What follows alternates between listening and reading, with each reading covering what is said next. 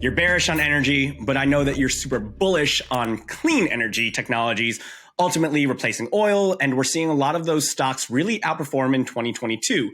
You're bullish on this theme going into 2023. Can you throw us a bone and give us a few stocks that you're eyeing for a big 23 in the clean tech energy sector?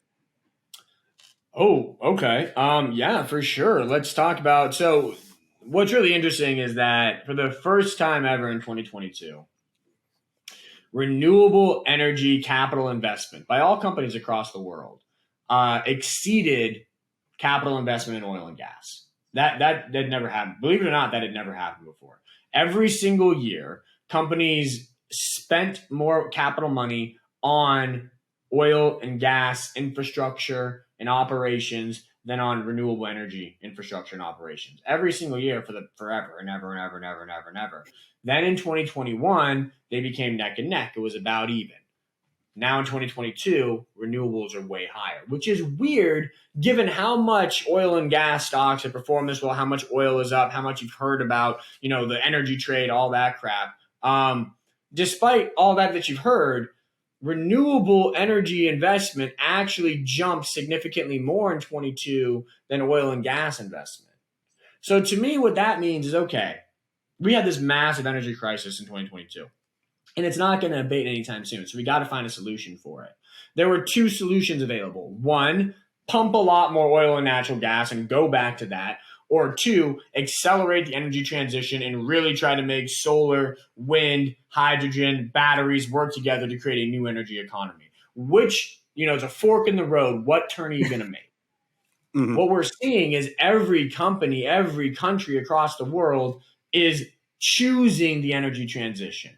They are not, there's no new legislation out there saying, let's go pump more oil and gas. All the legislation you're seeing out of Europe, out of America, out of Canada, out of China, everywhere is let's accelerate our energy, our clean energy efforts. Let's restart the nuclear plants. Let's give more funding to solar. Let's create investment tax credits for solar, production tax credits for hydrogen. Let's install investment tax credits for energy storage, standalone energy storage projects. That's all the legislation you've seen in 2022, not let's go give more money to oil and gas production. That's not been a thing. We hit a fork in the road and we chose. Governments across the world chose. So I don't see why we would align ourselves against all these governments that are saying, you know what? We came across an energy crisis, and what we're going to do is we're going to accelerate the energy transition. We're not going to go back to oil and gas and do more of that. We're going to find new ways to make more energy. Align yourselves with that decision, because these are legislative pieces that are enacted for 10, 15, 20 years. And I think that you really want to get behind that, invest alongside that.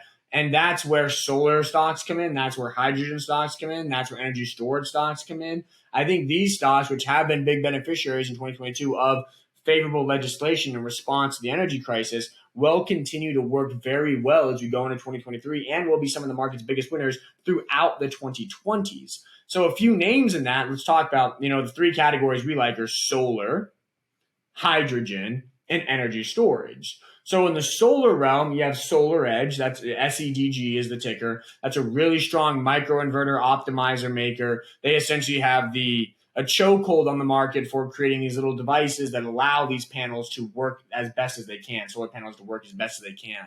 Optimizers and microinverters. So I like Solar Edge as a picks and shovels supplier for the solar industry. The stock's been doing well. I think continues to do well in 2023. Enphase is another name that's been a leader in that space. Probably will continue to do very well. Names like Array Technologies or Array Technologies is a big one that they do the trackers, solar tracker technology. So how solar panels rotate. They build the stuff that allows them to rotate. I think that that's a really interesting name. So there's a lot of names in solar that I think can do very, very well. If you're not, privy to any of the specific name, you don't want to get any specific name, TAN, the solar ETF, TAN is the ticker. That's a great way to play it. That chart looks really good. I think that those stocks are ready for a big breakout here. Going into hydrogen, a leader that we've talked about, of course, is Plug Power. PLUG is the ticker. Plug is a fantastic company. They are building essentially the foundation for the new hydrogen economy. They started by making this funny as it sounds, hydrogen fuel cells for forklifts. Mhm. And they just dominated that market because that's a market where hydrogen technology made a lot of sense because hydrogen is ultra dense. It doesn't have to have much downtime. It recharges very quickly. So hydrogen fuel cells make a lot of sense in something like a forklift that is constantly running around. You don't need it to be down you can't afford for it to be down all that often. You need it up and running. You need it to lift, do a lot of work. So hydrogen fuel cells made a lot of sense there. Plug Power dominated that market, developed the technical expertise in hydrogen, and in a sense just blossomed out into this massive hydrogen company that today the thing we're most excited for them about is just green hydrogen production. They are just acquiring and creating massive facilities to make a lot of green hydrogen. So they're becoming the fuel company for the hydrogen economy, and that is spectacular. So I really like Plug Power, PLUG, as a long-term investment for the next 5-10 years. I think it's a winning stock. And then moving on to energy storage, a name we've talked about here on this podcast before is Fluence. FLNC is the ticker.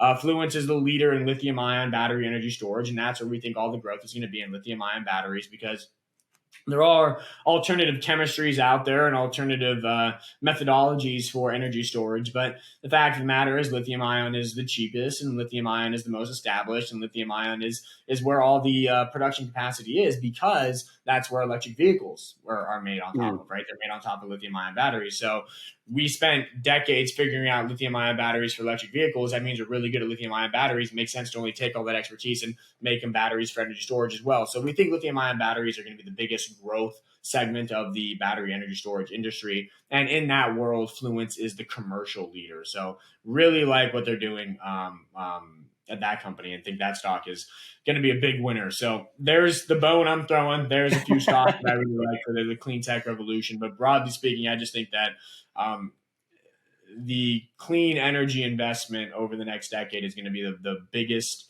and most profitable investment on Wall Street. Thanks for watching HGI Clips. For the full episode, head on over to our sister channel at Hypergrowth Investing by clicking the link in the description or listen to the podcast on any of your favorite streaming platforms.